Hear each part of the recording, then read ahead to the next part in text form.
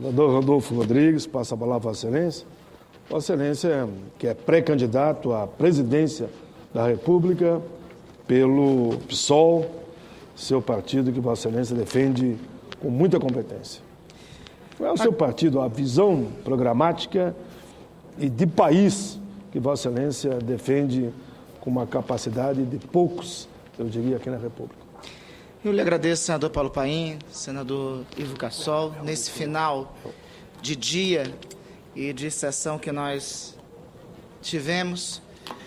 Senador Paim, hoje nós tivemos na Comissão de Direitos Humanos um debate histórico que resultou na histórica aprovação do nosso projeto de lei do Senado 237, que faz a revisão da lei da anistia.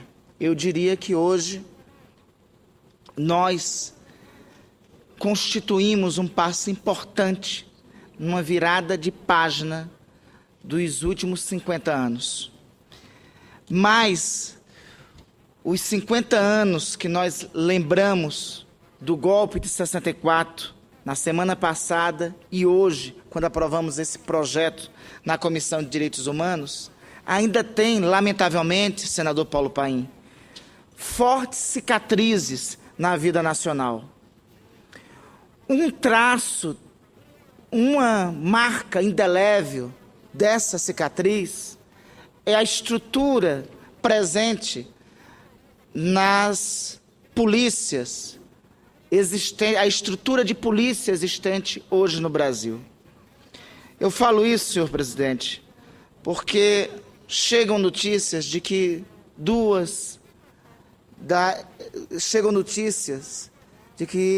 durante essa semana, há 2 semanas, as 2 corporações policiais estão há quase 15 dias em greve em 2 estados da Federação. A Polícia Militar do Estado do Maranhão e a Polícia Militar do Estado do Pará. Nunca é demais lembrar que ano passado existiram pelo país greve nas corporações da Polícia Militar da Bahia, na Polícia Militar do Rio de Janeiro. Nunca é demais lembrar que os agentes da Polícia Federal de todo o país têm estado em manifestação permanente há algum tempo. Nunca é demais lembrar que a corporação da Polícia Militar de todo o país tem se levantado em virtude das suas péssimas condições de salário, das suas péssimas condições de trabalho e da baixa remuneração.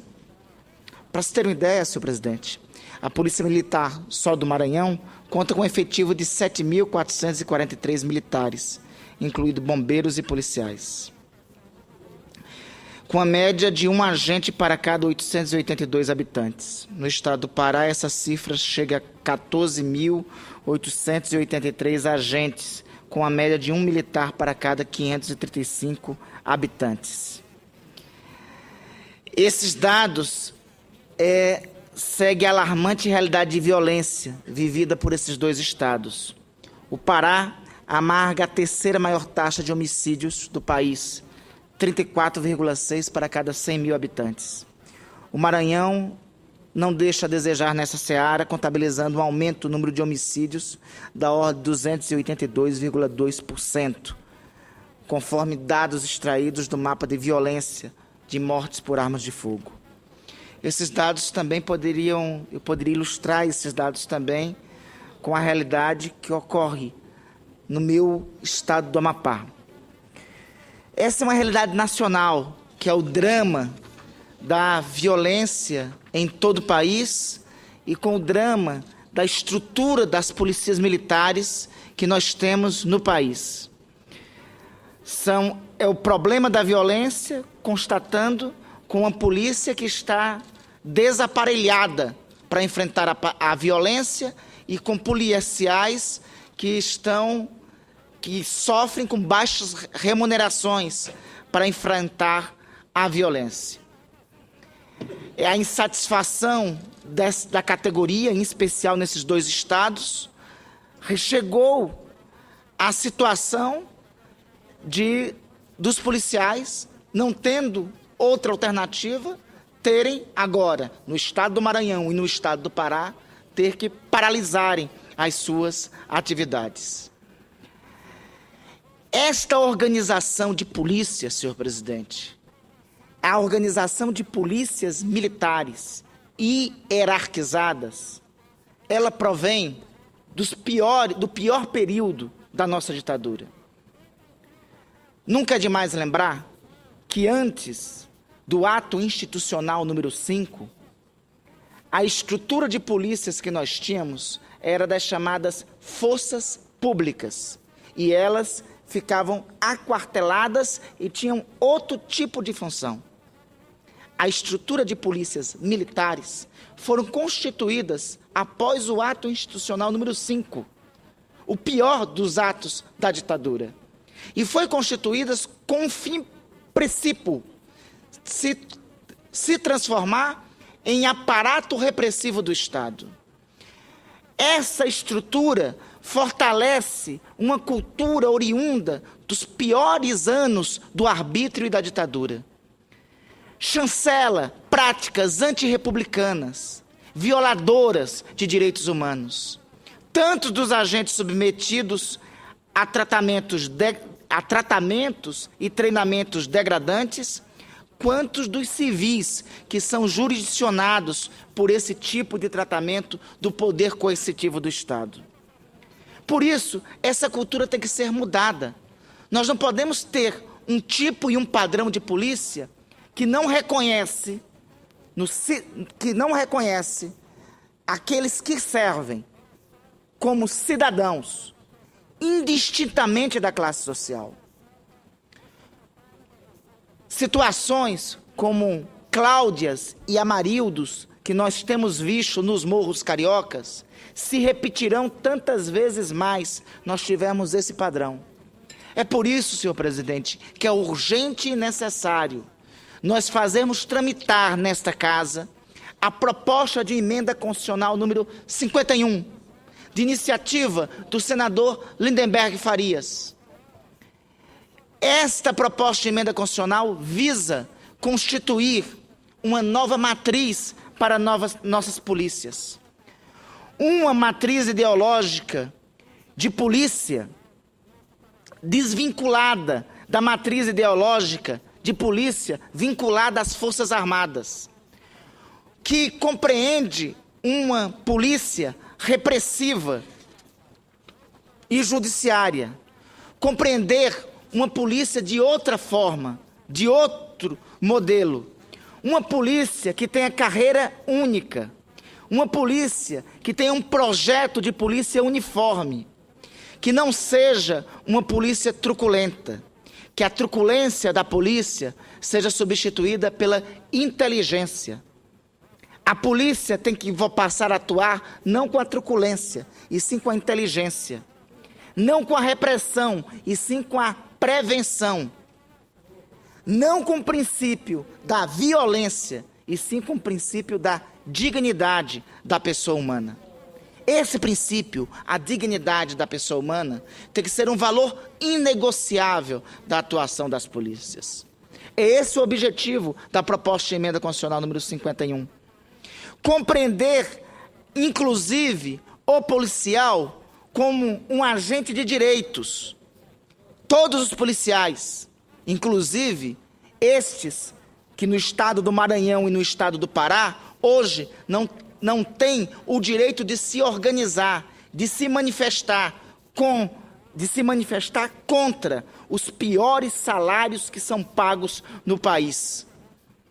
Garantir a esses policiais o direito de se organizar em sindicatos, terem organizações representativas de classe, exercerem livremente o direito de greve, se filiarem a partidos políticos e poderem disputar eleições, dentre uma série de outras prerrogativas que os policiais têm que ter em qualquer nação civilizada do mundo, em qualquer nação democrática do mundo. Esta concepção de polícia militarizada é uma concepção que provém de regimes arbitrários.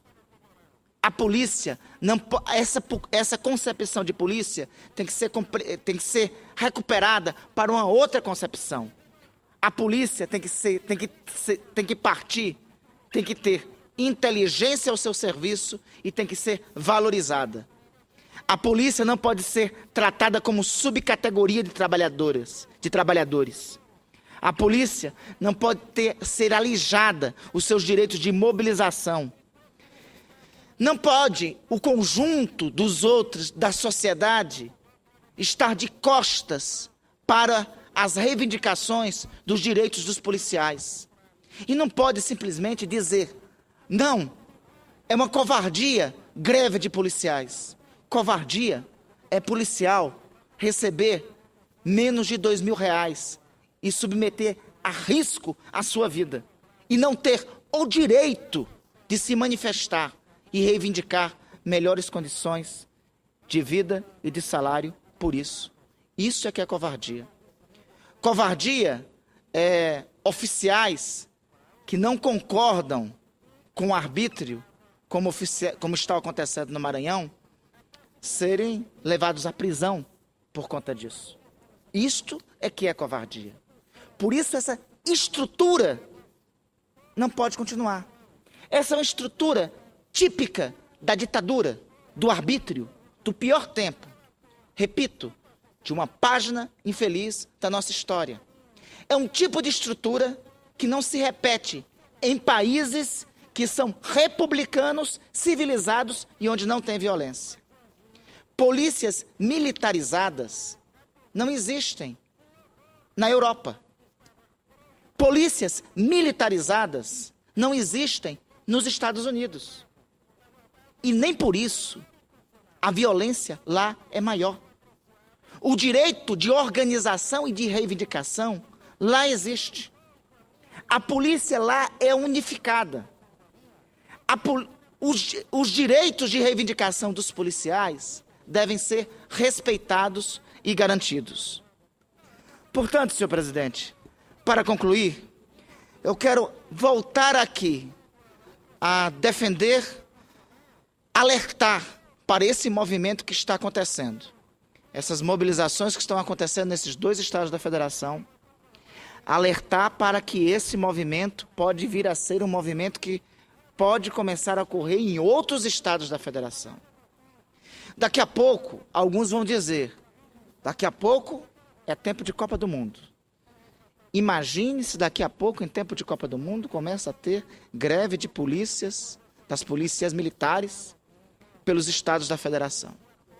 Aí, os agentes do governo vão dizer, isso é covardia. Mas o que é covardia? É pagar mal? É não dar condições de trabalho? Será que é essa que é covardia? Enquanto um país que gasta milhões, bilhões com estádios monumentais, enquanto não paga bem seus agentes de segurança, a pergunta é, onde está a verdadeira covardia?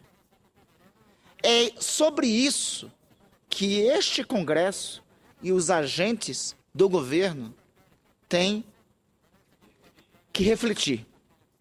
Quero manifestar aqui minha solidariedade aos policiais que estão em greve nos estados do Maranhão e do Pará e pedir a reflexão e a necessidade urgente da apreciação da proposta de emenda constitucional número 51.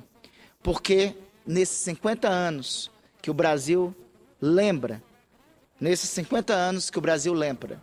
o golpe de 1964, esse país tem que, em definitivo, virar esta página da história nacional. E se vira essa página da história nacional, mais do que com gestos, com exemplos. Exemplos como aquele que o Congresso Nacional já fez, devolvendo o mandato ao presidente João Goulart.